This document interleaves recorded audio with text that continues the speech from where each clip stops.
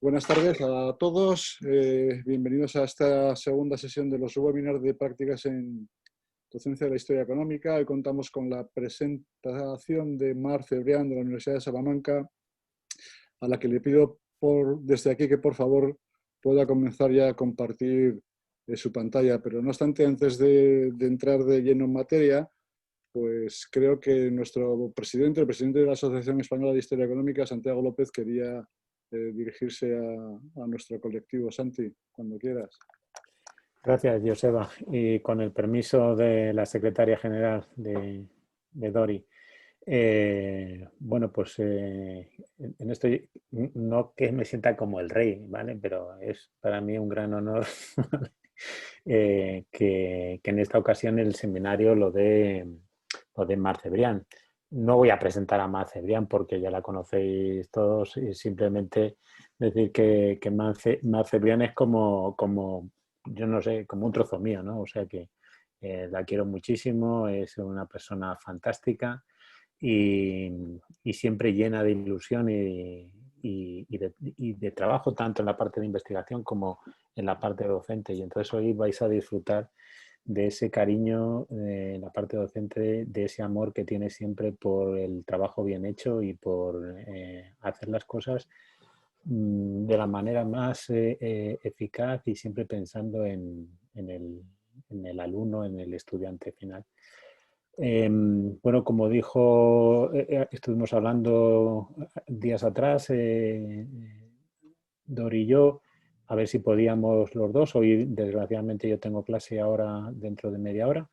Y Dori está a saltos, ¿no? Porque tiene también que estar sustituyendo ella, a su vez, al secretario general de la Asociación de la Business History en otra reunión de International Management. Entonces yo ya me callo y si quiere decir algo Dori, que sé que está muy ocupada, pues todo tuyo, y si el señor organizador Joseba nos da permiso, ¿vale? Adelante, Dori. Nada, buenas tardes a todos. Bueno, estoy muy ocupada, pero creo que como todos en estos días, ¿no? Nada, bienvenidos y yo creo que además estoy contenta porque participe Mar y además creo que es una gran iniciativa que tengamos unas prácticas de historia del pensamiento económico, porque supongo que porque somos quizás más historiadores económicos que historiadores del pensamiento económico, suele haber menos representación sobre esto último. Así que nada, me parece estupendo. Bienvenidos a todos. Y vamos a aprender. Muy bien, Mar, tienes que compartir pantalla para que podamos seguir tu presentación. Vale, de acuerdo. Mientras tanto, ¿La veis? sí, ya la vemos. Déjame que te presente muy brevemente. Estás hablando de Salamanca, estamos hablando de historia del pensamiento económico.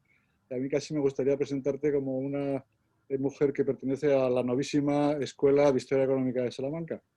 Y por lo tanto estaremos encantados de escucharte y seguro que vamos a aprender un montón de cosas esta tarde.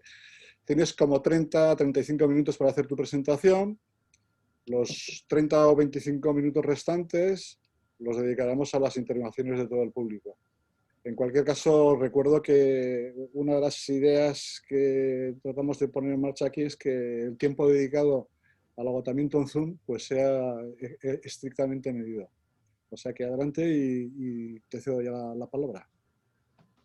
Bueno, 1.000.000 de gracias a los organizadores de este webinar, porque me parece una fantástica idea, que a veces rompamos el hielo y no solo expliquemos a los alumnos, sino a nuestros propios compañeros y aprendamos unos de otros. Porque muchas veces estamos demasiado metidos en nuestros esquemas y aprendemos, yo por lo menos, mucho más de lo que veo que de lo que hago, porque lo mío ya lo sé. Entonces, muchas gracias por organizar este evento. Bueno, muchas gracias a Santiago. Como ha dicho, pues siempre digo lo mismo, ¿no? Es como un padre para mí. Y gracias a Dori por estar aquí presente, que sé que andáis muy mal de tiempo. Entonces, bueno, sin más empiezo. Es verdad que es raro pensamiento económico. Yo estaba dudando entre dar una clase de historia económica o de pensamiento económico. Bueno, yo soy una fan del pensamiento económico. Me parece una de las asignaturas más bonitas que puede que puede tener un alumno en la licenciatura, bueno, en el grado en Economía ahora. Lo he titulado, me parece que a vosotros os ha llegado como la ley de Say, Malthus y Keynes, ¿vale? ¿Qué piensan Malthus y Keynes sobre la ley de Say? También lo podríamos haber titulado como lo que tenéis en pantalla, el pensamiento económico en torno a las crisis económicas, 2 puntos, la ley de Say, Malthus y Keynes. Esta asignatura se imparte en el tercer curso del grado en Economía, aquí en Salamanca. Os pongo un poco sobre el contexto. Es una asignatura obligatoria de 6 créditos. Esto permite que dispongamos de 14 semanas para impartir esta asignatura.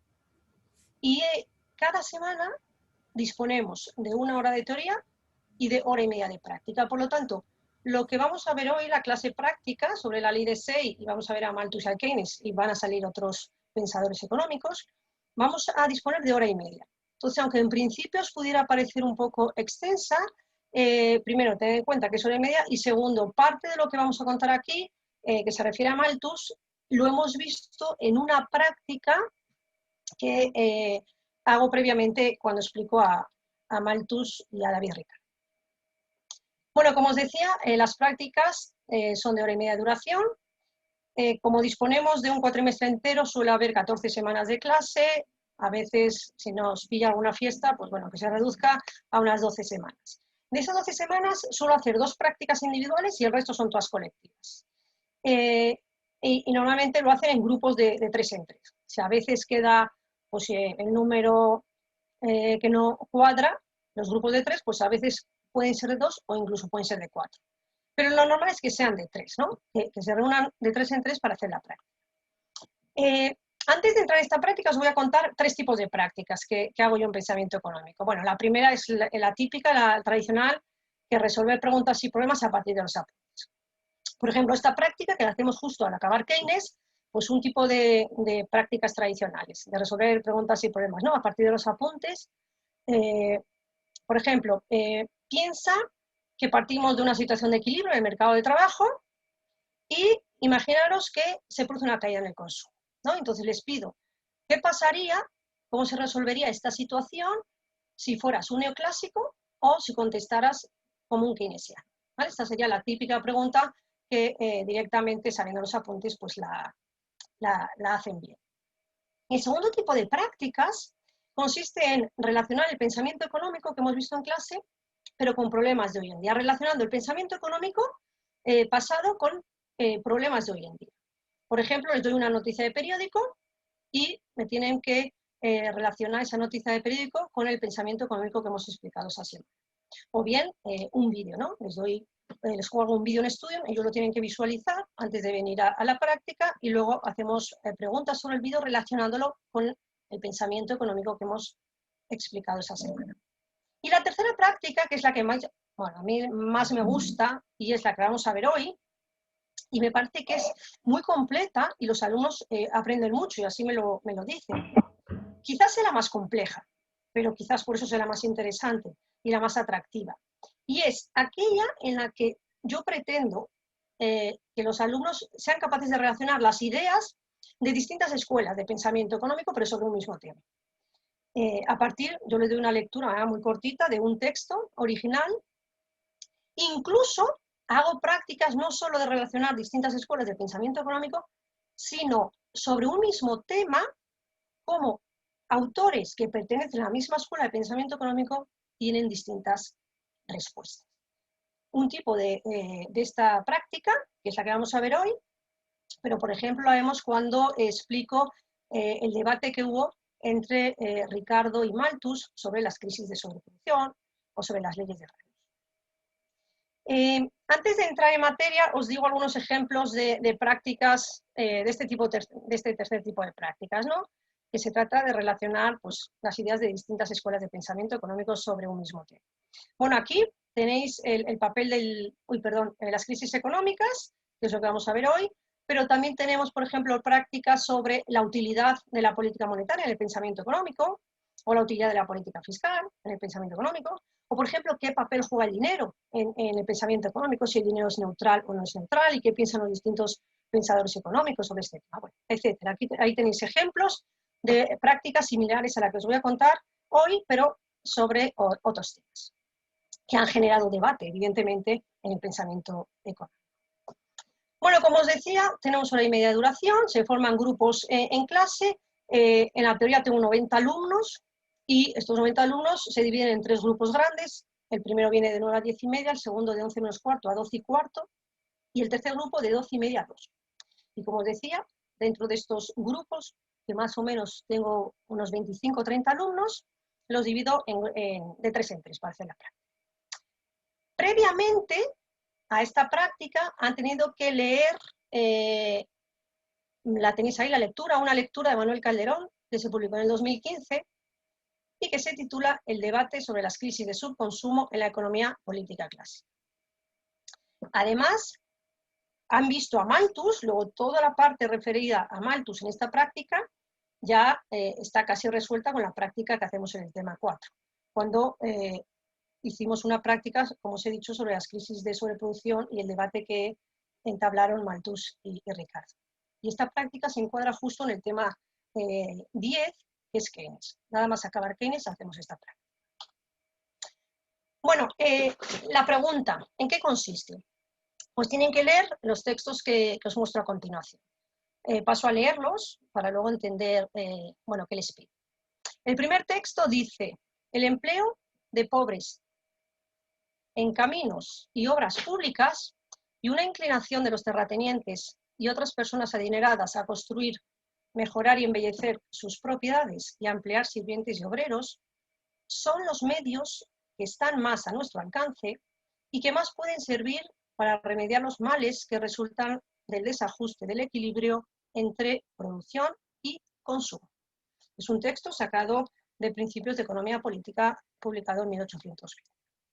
Bien, el siguiente texto que tienen que, bueno, que está en el enunciado de la pregunta es el siguiente. Cuando un país está aumentando su riqueza con cierta rapidez, el progreso que sigue a este estado venturoso de cosas puede interrumpirse en condiciones de laissez-faire por insuficiencias de estímulos para nuevas inversiones. Si estoy en lo cierto, la causa fundamental de los problemas reside en una ausencia de impulso emprendedor debido a un mercado insatisfactorio para la inversión en capital.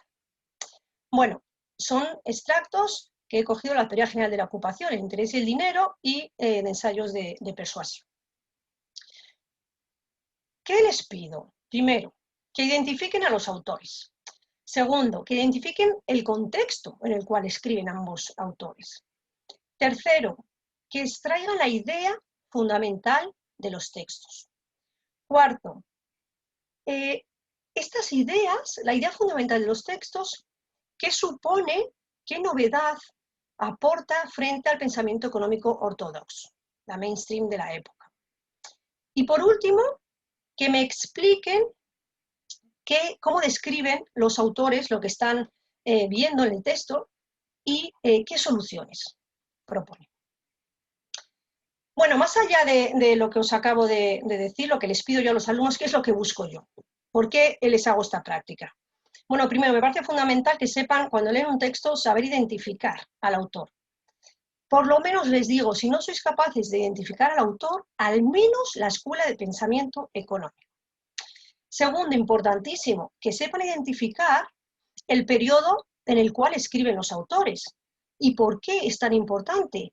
Porque siempre les digo que hay que entender por qué los autores se preocupan por ciertos temas.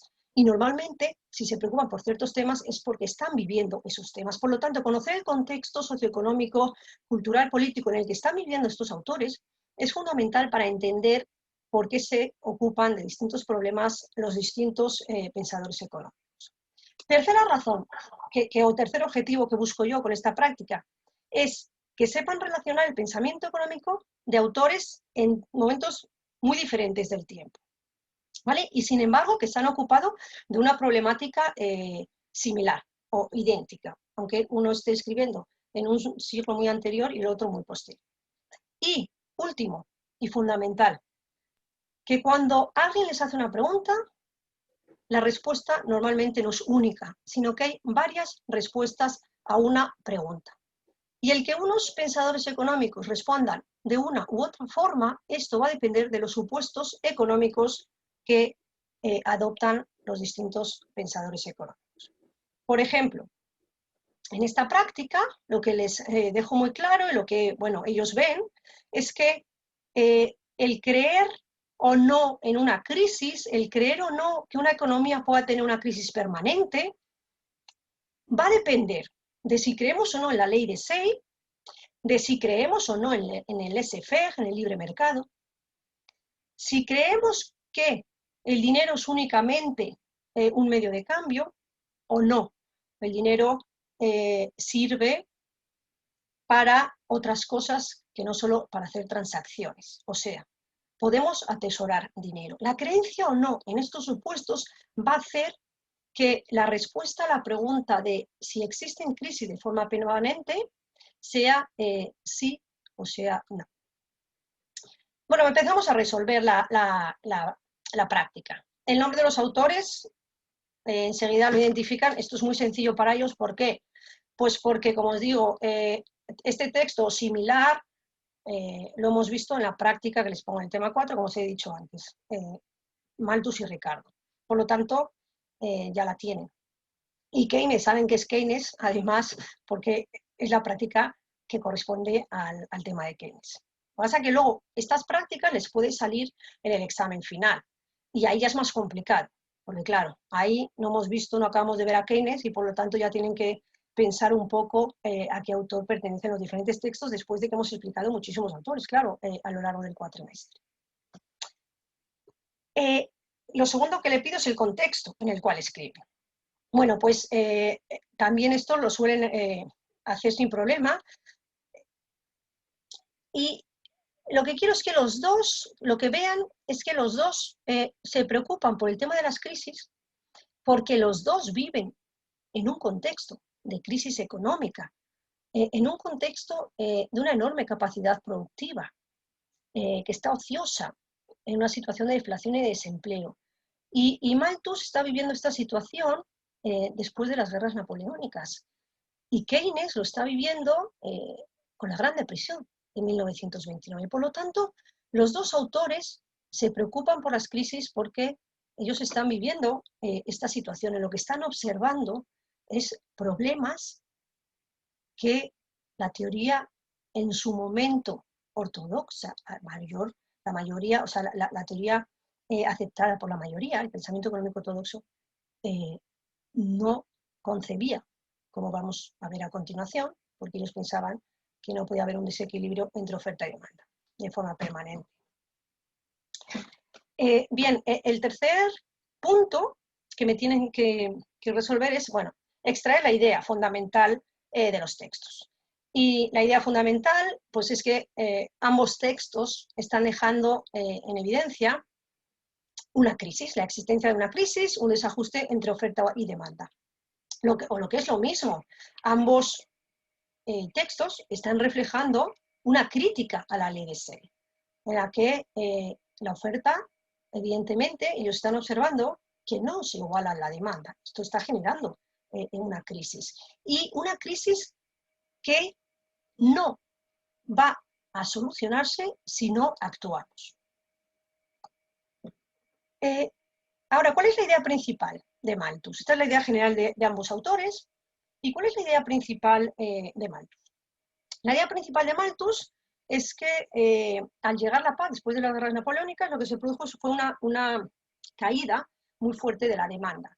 ¿Y por qué cayó la demanda? Bueno, Malthus argumentaba que caía la demanda porque caía el consumo. Esto hizo que ante la menor demanda cayeran los precios de las mercancías. Esto hizo reducirse las ganancias del capital y, por tanto, los incentivos a ejecutar planes de inversión pues se redujeron muchísimo. Evidentemente, esto llevó a una menor demanda de capital. Si hay menos inversión, esto implicaba a su vez una menor demanda de trabajo y, por lo tanto, la existencia de desempleo, que empeoraba aún más la crisis porque a mayor desempleo, menor demanda otra vez de mercancías. Por lo tanto, lo que nos está explicando Malthus, o lo que él veía, era que la crisis estaba ocasionada por una insuficiencia en la demanda derivada de una falta del consumo. Y él observaba que existía un exceso de oferta de capital y de oferta de trabajo al mismo tiempo. Por lo tanto, estamos ante una crisis de sobreproducción. En cambio, Keynes está de acuerdo en que la crisis que él observa se debe a una insuficiencia de la demanda agregada, en este caso sería igual que Malthus, pero lo que quiero que vean es que la razón que da Malthus es distinta, la razón que da Keynes es distinta a la razón que da Malthus, porque para Malthus, como hemos visto, la insuficiencia de la demanda agregada se debía a que el consumo era muy bajo. En cambio, Keynes atribuye la falta de demanda agregada a la falta de inversión.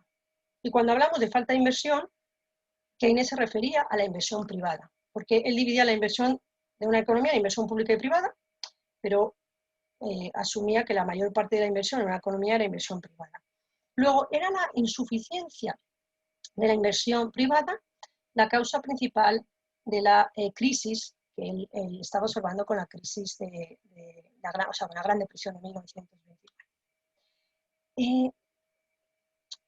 Después de que ellos pues exponen que lo principal es pues este desajuste entre oferta y demanda, algunos se quedan ahí, otros se quedan más avanzados, unos me dicen, bueno, y si no les voy yo ayudando, si me dicen, no, es que se observa que hay un gap entre oferta y demanda, y luego les pregunto, voy grupo por grupo, les voy preguntando, pero bueno, ¿por qué? ¿Por qué hay este gap? ¿Vale? Entonces, ¿qué dice Malthus? ¿Qué dice Keynes? ¿No? Y poco a poco lo van sacando. Y el siguiente punto que les pido es, bien, esta idea que se extrae de los textos, de la existencia de una crisis por un desajuste entre oferta y demanda, ¿qué novedad supone, ¿no?, frente a la ortodoxia?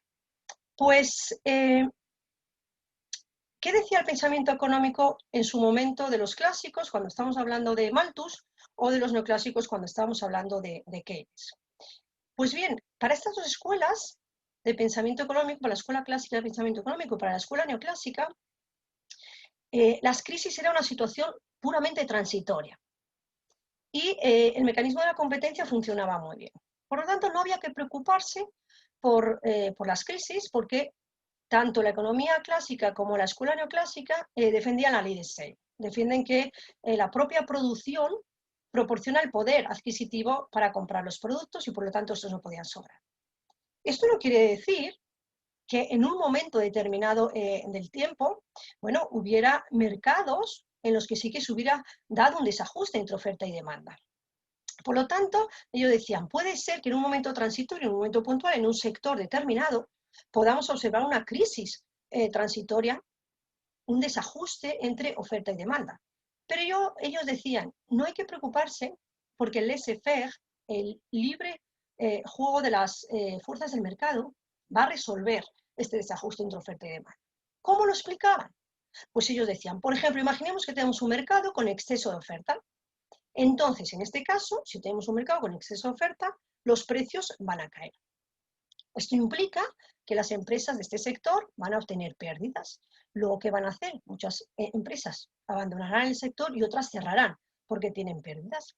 Por lo tanto, el cierre de empresas o la huida de empresas lo que va a hacer es una reducción de la oferta. Luego, en una situación inicial de desajuste en el que teníamos una oferta mayor que la demanda, al final vamos a llegar a una situación en la que la oferta se va a reducir y se va a igualar a la demanda y por lo tanto vamos a conseguir el equilibrio entre oferta y demanda. Por lo tanto, estos autores decían, no hay que preocuparse por ninguna crisis porque el mercado se autorregula él solo.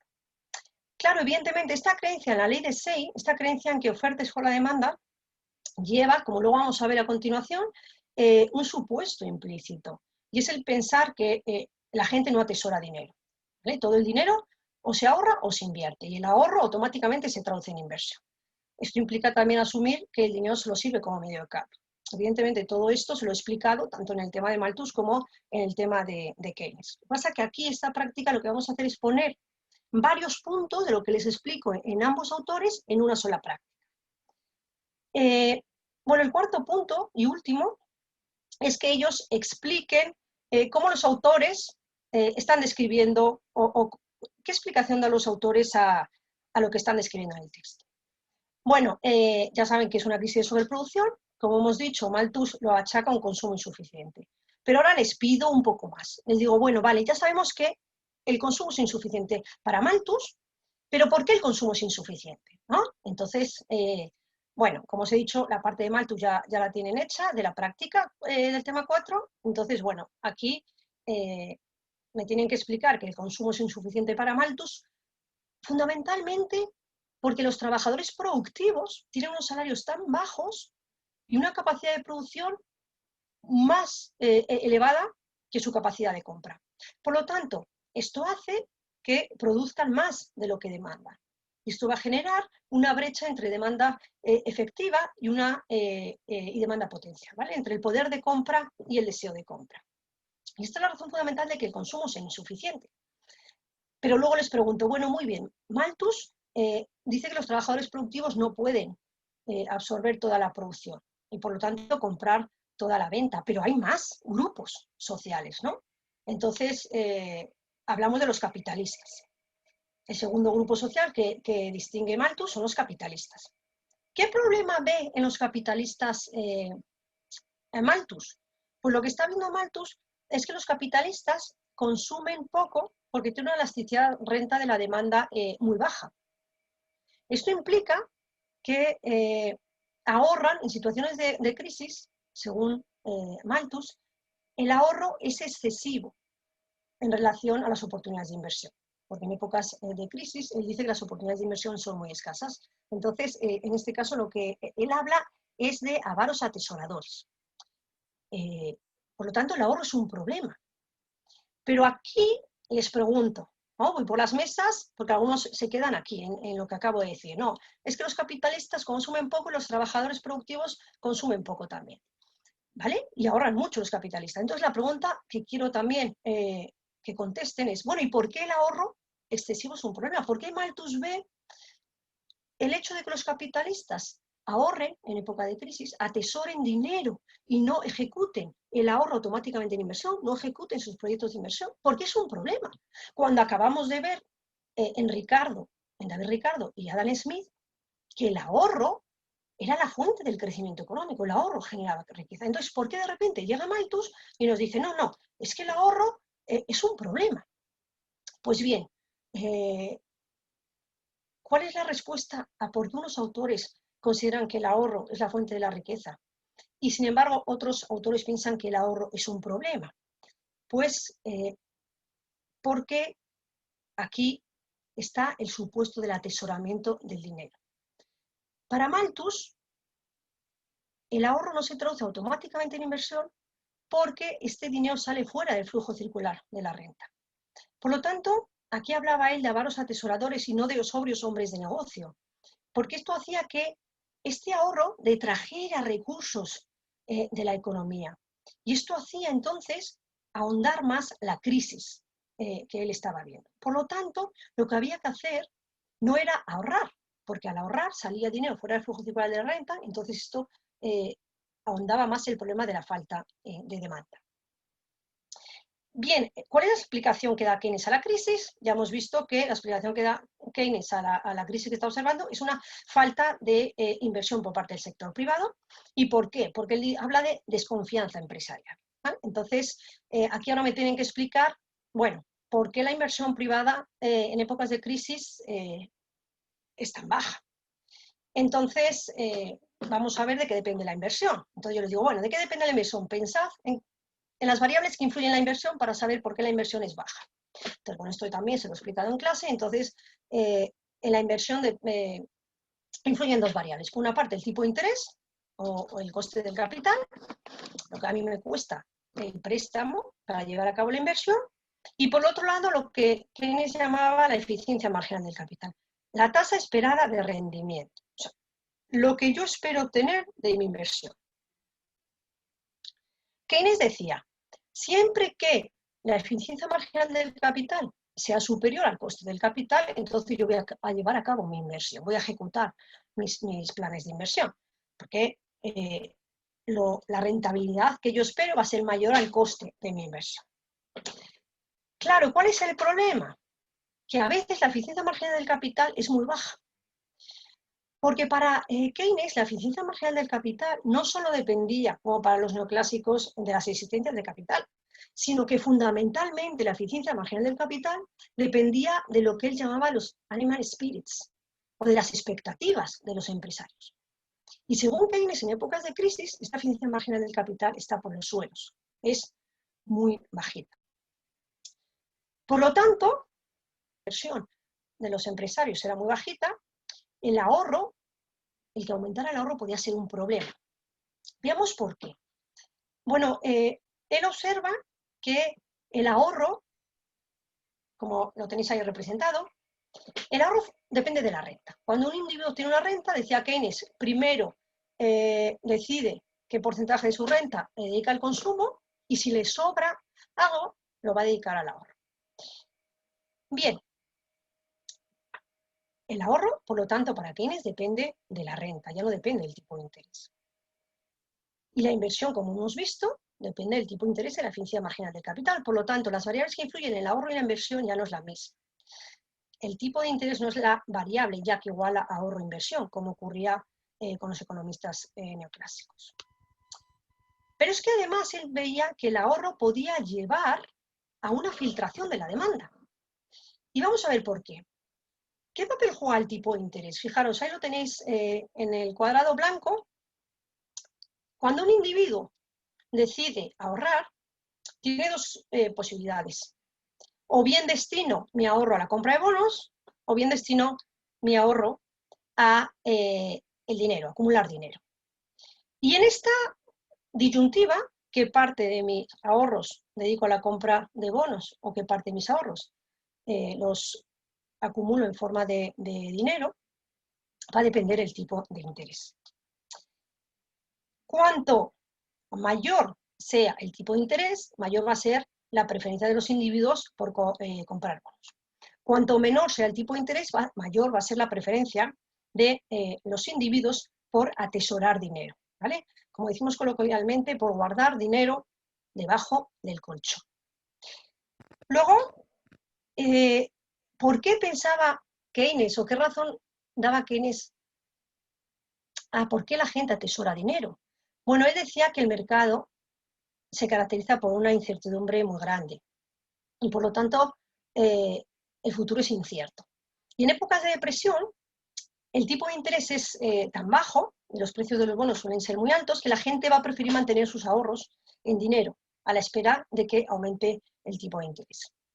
Por lo tanto, este ahorro que sale fuera del flujo circular, este ahorro que guardamos nosotros debajo del colchón, va a hacer que salga dinero fuera del flujo circular y por lo tanto que la demanda agregada termine siendo insuficiente para absorber todo el producto. Luego, al igual que Malthus, Keynes ve un problema en esta parte del ahorro que sale fuera del flujo circular porque el ahorro puede actuar como una filtración de la demanda. Por lo tanto, el ahorro ya no es igual a la inversión y se produce un desajuste entre oferta y demanda.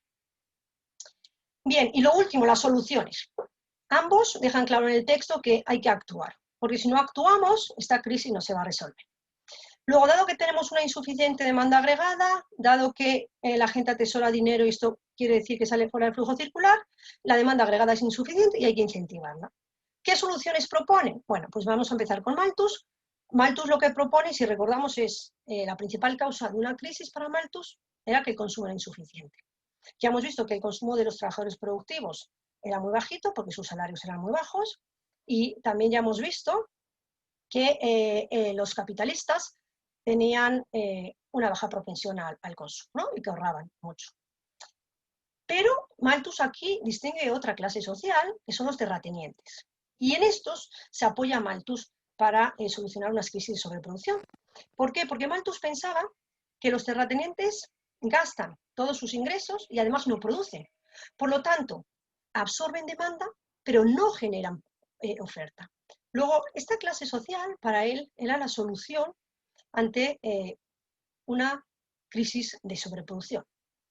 Pero es que además, los terratenientes, parte de su gasto lo hacían contratando trabajadores improductivos.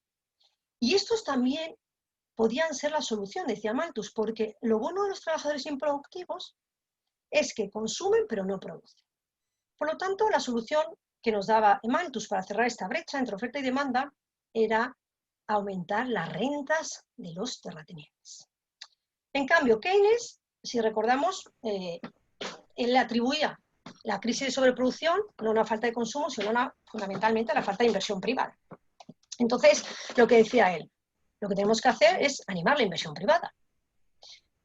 Claro, aquí me deberían de decir o de tocar otro punto del tema, que es toda la trampa de la liquidez. Como por mucho que nosotros intentemos reducir el tipo de interés con una política monetaria expansiva, no lo vamos a conseguir.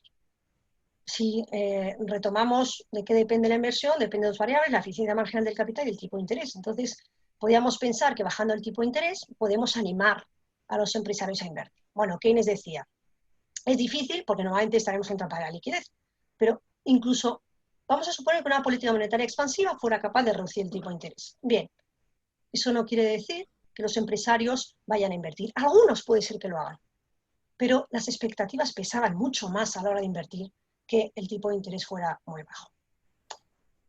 Por lo tanto, ¿cuál era la solución para resolver esta crisis? Bueno, pues Keynes, y aquí todos lo saben cuál es la solución, ¿no? Los alumnos enseguida dicen que la intervención del Estado. Como la política monetaria expansiva es complicada, pues lo que hay que hacer es una política fiscal expansiva. Y acabo con esto, conclusiones fundamentales que quiero que extraigan de esta, como os he dicho al principio, de esta práctica, que son autores que se parecen mucho porque ambos defienden la existencia de crisis de sobreproducción de manera permanente, ambos creen en que la demanda efectiva puede ser insuficiente y en el gap entre ahorro, inversión y oferta y demanda, ambos cuestionan la ley de Say, ambos piensan que el dinero no solo se utiliza como medio de cambio, sino que hay razones para atesorar dinero.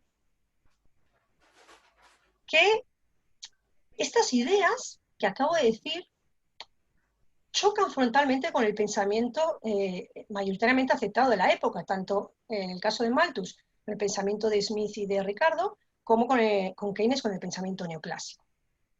Y fundamental, que cuando yo les hago una pregunta en pensamiento económico, la respuesta va a ser sí o no en función de los supuestos económicos que adoptemos. Entonces, el creer o no en la ley de Say, el creer o no en el laissez-faire, el creer o no que el dinero solo se utiliza como medio de cambio, va a hacer que la pregunta de ¿existen crisis de forma permanente?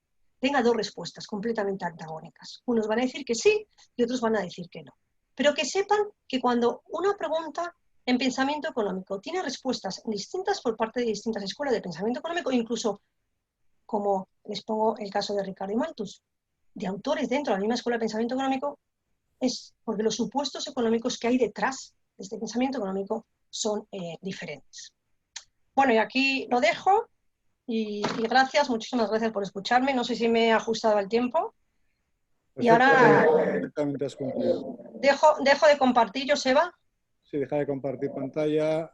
En todo caso, lo que se abre ahora es un turno de preguntas, porque, bueno, yo creo que has ido muy al fondo de las cuestiones que se abordan y se resuelven en tu clase, pero quizás haya algunas cuestiones de pura logística de alguien que quisiese llevar a su aula este ejemplo que nos has contado que requerirían de alguna explicación. Entonces voy a dar voz podéis abrir todos vuestros micrófonos. Quizás a través del chat podéis pedir la palabra y yo controlo el chat y os voy cediendo la voz.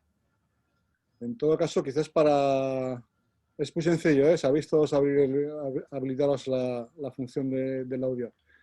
Para romper un poco el hielo, sí que me gustaría plantearte que, claro, estos estudiantes vienen con los deberes hechos de alguna manera, ¿no?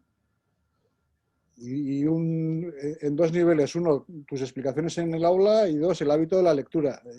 Cuentas con alumnos que realmente están motivados para leer, y en particular para leer los clásicos del pensamiento económico. Joseba, la lectura, en esta práctica, por ejemplo, la lectura que les pongo es la que os he puesto de Calderón, y fijaros, es un texto tan pequeño, que es lo que he visualizado, lo que habéis podido visualizar en el PowerPoint. Realmente son 8 o 10 líneas, y en las prácticas que hacemos, los textos que les pongo, como mucho pueden ser 25 o 30 líneas, no más. O sea, no les mando efectivamente una lectura, le pongo lecturas de clásicos in studium, pero ya te digo que no lo visualizan. Pero textos extraídos, como este que habéis visto, pequeñitos, o fragmentos de aquí y de allí en distintas preguntas, sobre todo para que sepan, cuando leen un texto, saber qué idea se esconde detrás y a qué escuela de pensamiento económico puede pertenecer. No se trata de que lean a los clásicos, porque ya te digo que no. Y menos si se lo doy en inglés, tampoco, no. Siendo sincera, no. Que vienen con la lección medio hecha, porque Malthus, como os he dicho, bueno, pues lo hemos visto en la práctica del tema 4, pero es que además yo les voy ayudando. O sea, yo no les dejo, ala, hacerlo, ¿no? Entonces yo voy grupo por grupo y voy como dándoles pistas para que, si veo que se han quedado muy perdidos, le doy más pistas. Si veo que se han quedado la respuesta, por ejemplo, insuficiente la demanda agregada, ¿vale? Pero yo me acerco y digo, bueno, pero ahora pensar, ¿por qué es insuficiente la demanda agregada?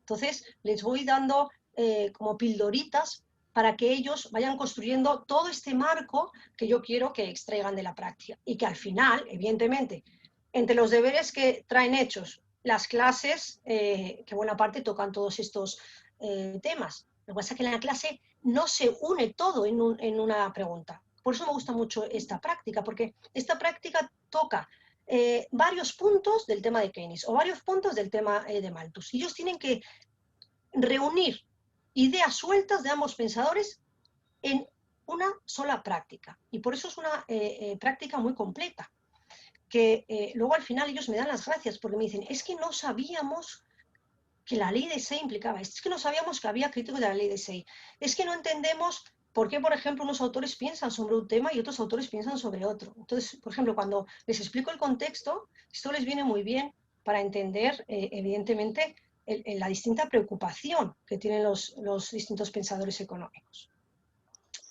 No sé si te he respondido, Joseba. Sí, yo creo que sí. Y bueno, le damos la palabra a Francisco Gómez.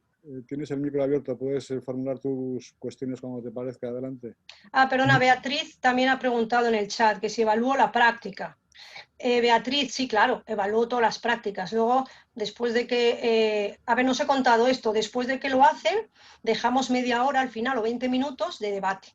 Entonces, unos contestan la parte de Malthus, otros contestan la parte de Keynes, y yo hago como de clásica, ¿no? O de neoclásica. Entonces, yo les ataco. Entonces, la mitad de la clase contestan las preguntas como si fueran Malthus, la otra mitad de la clase contestan las preguntas como si fueran Keynes, y yo soy la crítica de Keynes y de Malthus. O sea, yo seré Smith o Ricardo o cualquier neoclásico. Y me entregan la práctica, evidentemente me la llevo y la corrijo. Bien, Francisco, adelante. Hola, buenas tardes a todos. Bueno, en primer lugar quería decir que de vez en cuando pasan cosas muy extrañas, ¿no? Yo el sábado pasado, por la mañana, me levanté con la necesidad imperiosa de escribir un post y el título que le puse al post, sin saber nada de lo que iba a pasar el lunes, es ¿fallan los mercados o fallan los modelos económicos? Metiendo en el congelador a la ley de Say.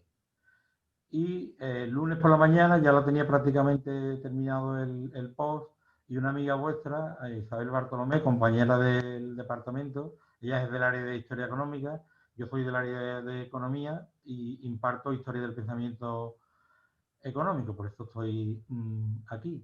Y me anuncia esta actividad que la verdad que me ha encantado, me lo he pasado muy bien, he disfrutado mucho estos minutos.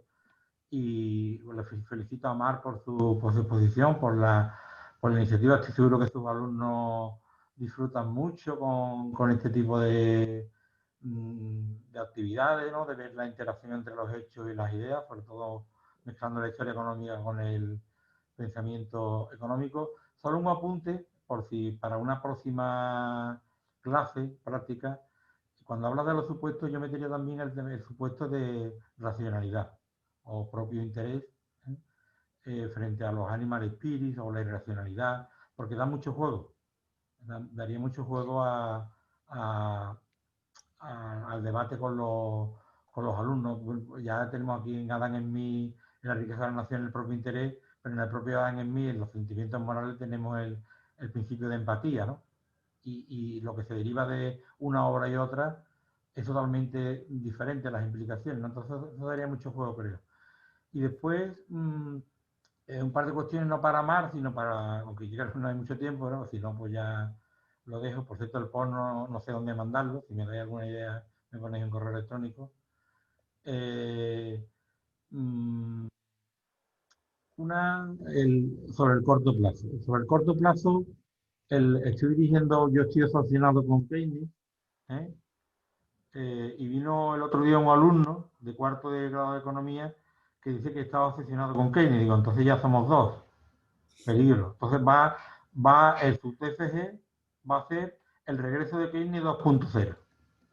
Es decir, regresó en el 2010, cuando Kielki, el biógrafo oficial de Keynes, ve las soluciones a la gran recesión con las ideas de Keynes, no con las políticas de austeridad que se implementaron, que fueron una verdadera barbaridad lo que se hizo en Europa, y sobre todo en los países del sur de Europa. Y ¿cómo vería Keynes una economía con tipos de interés negativos, con un choque externo, la COVID-19?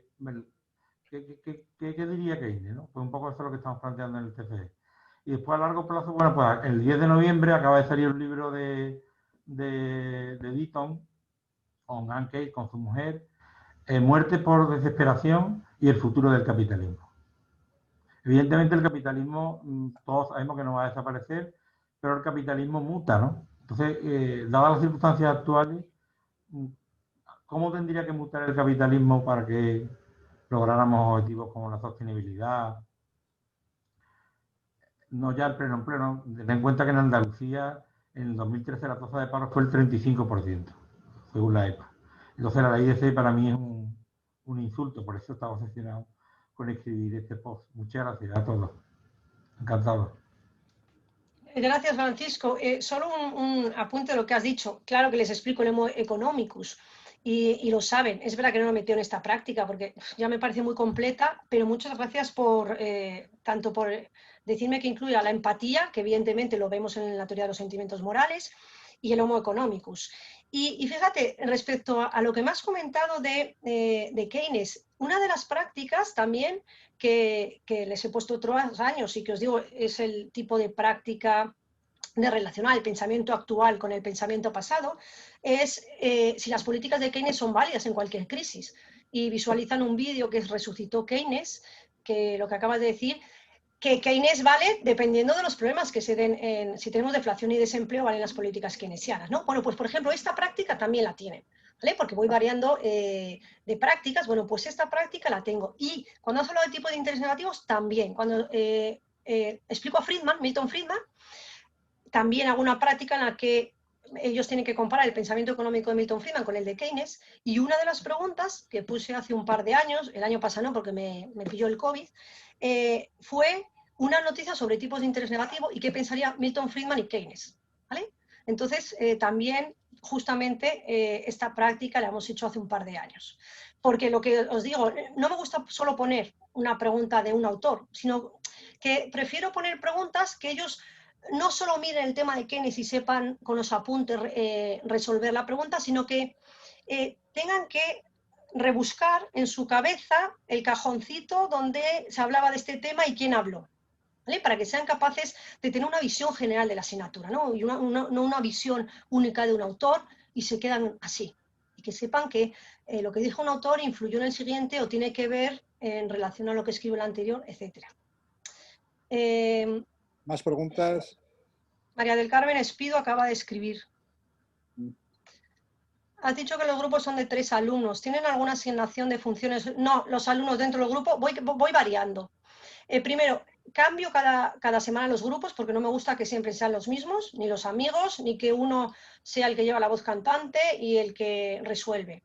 Entonces, al principio yo no los conozco y ellos mismos se juntan, pero al cabo de la tercera semana, que ya más o menos voy intuyendo cómo son, entonces yo hago los grupos.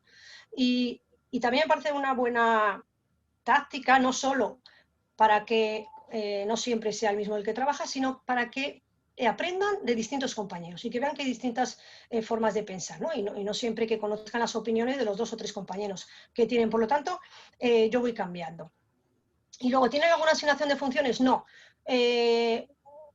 O a veces digo, vosotros sois los portavoces del grupo, otra vez son los 3 miembros los que hablan, entonces, en función de cómo vaya siendo el debate, voy cambiando. ¿Vale? Entonces, si veo que hay alguien que no habla nada, entonces yo le pregunto. Si veo que el debate está animado, yo me callo. En función, no te puedo dar una respuesta clara porque según cómo vaya viendo yo las cosas, así voy actuando. Nadia Fernández de Pinedo te traslada una cuestión que también planteaba Dori Álvaro, y es el tiempo que invertís en realizar esta práctica da exactamente de sí como para acotar tantos problemas y tantas tareas y tantas conclusiones. Sí, ¿De alguna porque... manera pautas los tiempos de cada parte de la práctica o no? No. Yo, en cuanto llegamos, les doy la práctica y se empieza, como es hora y media, pues normalmente les doy 1 hora y 10 minutos, 1 hora y cuarto, y dejamos los últimos 20 minutos o cuarto de hora para corregir entre todos y ponerlo en común. Entonces no pauto los tiempos, ellos saben que tiene 1 hora y 20. Y luego, como dije al principio, parece larga, pero pensad que esta práctica todo lo de Malthus ya lo han visto, entonces realmente es contestarme la parte de Keynes, porque además yo les aviso, voy a hacer una práctica sobre Malthus y Keynes, traeros la práctica correspondiente a Malthus, o sea que ellos ya se vienen con su práctica que hicimos hace 6 semanas antes, porque Malthus lo explico en el tema 4 y Keynes en el tema 10. Por lo tanto, me da tiempo de sobra. Marc, yo tengo preguntas más pedestres de puras cosas prácticas. ¿Tienes 90 alumnos, 3 grupos, en grupos de 3, esos son 30 respuestas que te llevas escritas a casa? No, porque lo hacen en grupos de 3. Ya, bueno, pero si tienes 90, al cabo del día son 30. 30, efectivamente, sí. Vale. Estilo de respuestas, una respuesta larga tipo ensayo, todo lo contienes, o tienes respuestas cortitas a cada una de las partes, escritas a mano, escritas al ordenador. Escritas a mano porque lo hacen allí mismo. O sea, Vale. lo hacen en clase y yo me lo llevo. Vale. Yo es que he ido renunciando a corregir cosas por escrito. Casi todo lo mío acaba yendo a preguntas tipo test, multiple choice y demás, y paso de leerme largas historias de mis alumnos. Mar, Después te preguntaba esto. Ya, pero es que en el tipo test, este tipo de prácticas no podemos hacer. Y el tipo test lo he hecho con Kahoot. Cuando os he dicho, por ejemplo, que hay prácticas individuales, o a veces cuando la práctica colectiva es más corta, los 5 primeros minutos de clase lo dedico a Kahoot. Pero sobre todo para evitar el horror, ¿no? El freerider. Porque en el Kahoot siempre, siempre hay copiones también, pero no sé, como que les da menos tiempo a copiar. Pero me han dicho, primero se quejan mucho los alumnos del Kahoot, primero porque se descuelgan o porque se les va la conexión, y muchos porque el tipo test no les gusta. Y luego este tipo de debate no lo puedo hacer en el tipo test. Entonces, estos debates en clase, igual que cuando, por ejemplo, una práctica que les gusta mucho, cuando divido la clase en Smith por un lado, Ricardo por otro y Malthus. Entonces, la mitad de la clase es Ricardo, la mitad Malthus y les hago preguntas. Entonces, ¿cómo respondería esta pregunta según Smith, según Ricardo, según Malthus? Se preparan unos debates, porque según ustedes, hablan de usted, ¿no? Y entonces lo hacen genial. Y estos debates yo creo que son mucho más productivos para el alumno que un tipo test. Evidentemente es mucho más cómodo. Sí, no, la cuestión es que igual yo evaluaría ahí más por las intervenciones en clase y por cómo hacen que por los textos escritos. Pero eso es por nosotros, no por ellos. Sí, pero no todas las prácticas son así. ¿Sabes? Esta práctica, por ejemplo, te he puesto un ejemplo de esta práctica, pero no todas las semanas me llevo la práctica. Y ellos saben que también es aleatorio. Hay semanas que digo, no me llevo esta práctica, pero ellos no lo saben, qué día me voy a llevar la práctica o qué día no me la voy a llevar. Por lo tanto, ellos trabajan la práctica como si yo cada día me fuera a llevar la práctica, pero no todos los días me llevo la práctica, ¿vale? Y no todas las prácticas me las tienen que escribir y dar. Hay otros días, como dices tú, Mar, que solo con el debate... Pero claro, en el debate los 30 es difícil, no hablan. pero si es 30 es muy complicado. Dice Nadia por ahí lo de llevarse a clase un ordenador y subir la tarea al Moodle. Eso es también por la cosa de las respuestas escritas por ordenador, primero se leen mejor para nosotros. O sea, yo estoy pensándolo siempre desde el lado nuestro. frente al manuscrito, a la hora de corregir, a la cosa de pegar. Pero bueno, no lo he pensado. Ya me callo, porque está por ahí también Dori preguntando. Con no, Mar, pero este año lo puedo proponer. La verdad que no me ha surgido, nadie me ha preguntado, pero vamos, que lo puedo proponer. María Álvaro plantea una cuestión muy interesante en el nuevo contexto para tus debates. ¿Van a ser con máscara o sin máscara? Con mascarilla o sin mascarilla, sí. Esto es en el segundo cuatrimestre. Empiezo a finales de febrero esta asignatura. ¿Van a funcionar bien los debates? No tengo ni idea. O sea, no te puedo decir, Dori. Evidentemente tendrán que ser con mascarilla, pero no sé, ya os contaré a partir de febrero. Bueno, esto será en el mes de mayo, cuando explique a Keynes y el debate. Pero ya que funcionan. Elena Catalán dice también que funcionan. Los que estamos dando clases ahora lo estamos haciendo y desgraciadamente funcionan porque te pierdes la mitad de la expresión de los estudiantes, pero en fin, se puede trabajar. Vale, gracias Elena por los ánimos que me das. Eso espero que funcionen, porque yo me niego a no hacer este tipo de prácticas. Ahora, claro, si va la cosa peor y tienen que ser, por ejemplo, virtuales, esto no lo puedo hacer. Se puede.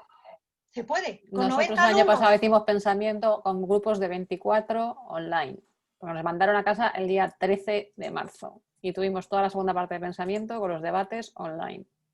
¿Y cuántos alumnos tenías? ¿90 24. También? No, 24 en toda la asignatura. Claro, pero es un grupo tuyo de los de 30. Ah, claro, sí. Lo tendría que hacer con los 3 grupos, sí. Pues nada. Claro. Bueno, si hay alguien que tenga necesidad de plantear una última pregunta, y si no, que calle para siempre. ¿No hay ninguna pregunta más? Bueno, pues entonces voy a parar la grabación, voy a despedir esta conexión a todo el mundo y de nuevo os invito a participar en el siguiente webinar, que será justamente a la vuelta de las vacaciones de fin de 2020 e inicio de 2021. No me atrevo a calificarlo de otra manera. Un abrazo a todos. Gracias. Venga, gracias.